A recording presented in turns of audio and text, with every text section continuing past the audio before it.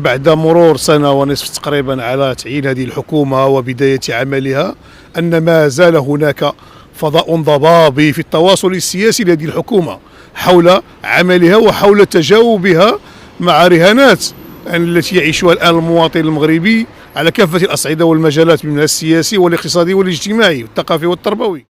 السلام عليكم، معكم فريدة. الموضوع اللي نناقشه اليوم هو ماذا تحقق من البرنامج والوعود الانتخابية لحزب التجمع الوطني للأحرار بعد تقريبا سنة ونصف على تولي رئاسة الحكومة. والنتائج. وبعد انتهاء عملية الفرز وإحصاء الأصوات برسم الدوائر الانتخابية التشريعية المحلية والجهوية، تم تسليم نسخ من محاضر التصويت لجميع ممثلي المرشحين. وفي هذا الإطار يمكن الإعلان عن النتائج المؤقتة الخاصة ب 96% من مجموع المقاعد كما يلي: حزب التجمع الوطني للأحرار 97 مقعدا. بعد ولايتين حكوميتين لحزب العدالة والتنمية بقيادة عبد الإله بن كيران وسعد الدين العثماني، استطاع حزب التجمع الوطني للأحرار برئاسة أمينه العام عزيز أخنوش الفوز في الانتخابات 2021 وحسم الأغلبية. بعد برنامج ووعود انتخابية كثيرة ومهمة دفعت بالمغاربة لحسم نتائج الاقتراع لصالح حزب التجمع الوطني للأحرار.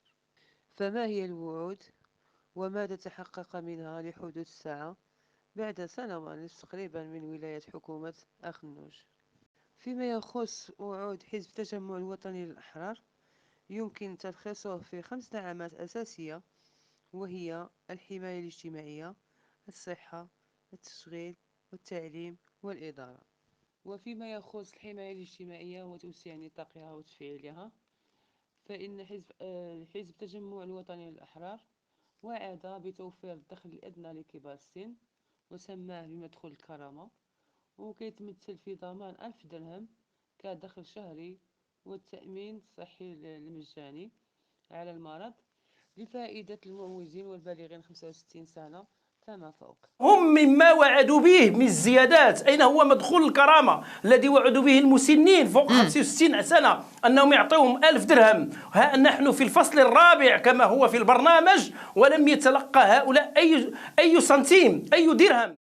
وفيما يخص التغطية الصحية الإجبارية للجميع، فإن حزب أخنوش وعد بتوسيع نطاقها لتشمل جميع المغاربة وتكفل الدولة بمساهمات المعوزين أو أن تكون مجانية. الجواز الزمني فيما يتعلق برميد، دابا رميد كيتكلم الاستاذ المهجري على المحرشي كيتكلم على 4 المليون تكلفت بهم الدوله. 4 المليون من 11 ديال رميد، هذوك 7.5 فين دارتهم الحكومه؟ واش ما غتعتنيش بهم؟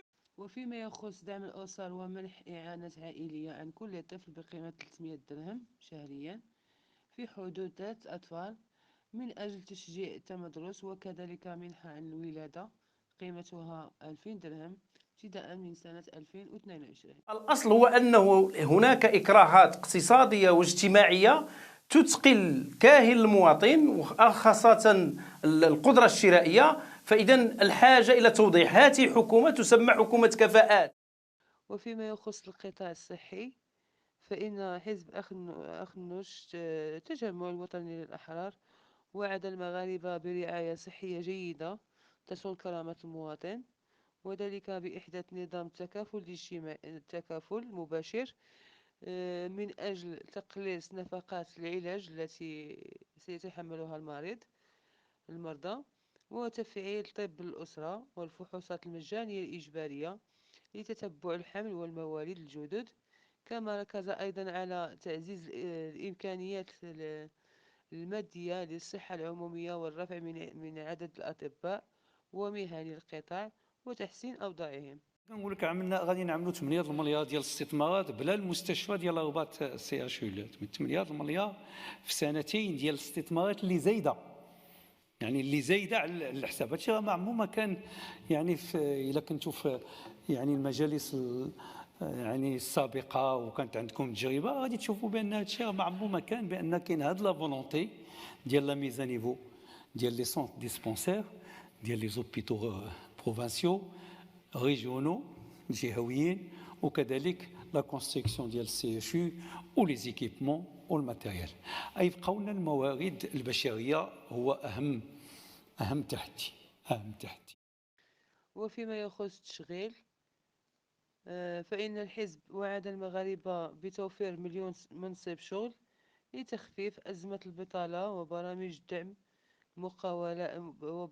لدعم المقاولات الوطنية، وكذا إطلاق أشغال عمومية صغرى وكبرى لفائدة العاطلين ودعم المشاريع والمقاولين الذاتيين.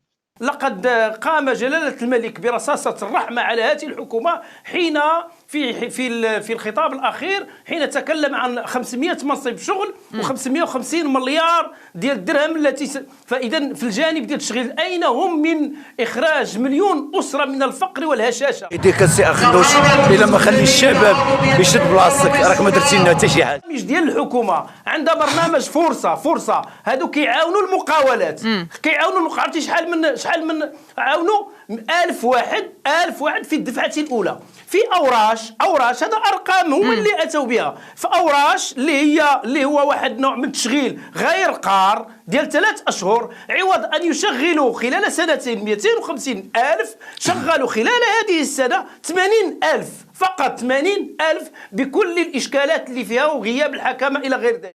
وفيما يخص التعليم، فإن الحزب وعد بتوفير تعليم مجاني جيد ومنفتح على اللغات، وذلك برد الاعتبار لمهنة التدريس والرفع من جودة التكوين والرفع من أجور إلى 7,500 درهم شهريا عند بداية المسار. 97 قطاع التعليم عرف واحد السكوت خطير من الحكومات المتعاقبة.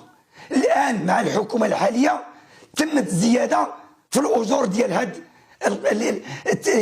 ديال هاد الفئة اللي هي مهمة، اللي من 1997 الحكومات لم تلتفت تجاه هاد راه ما وفاش به. وكون يخليونا نعيشوا بلا حكومه يكون حسن. الخدمه والو والغلا شني بنادم يخرج يسرى.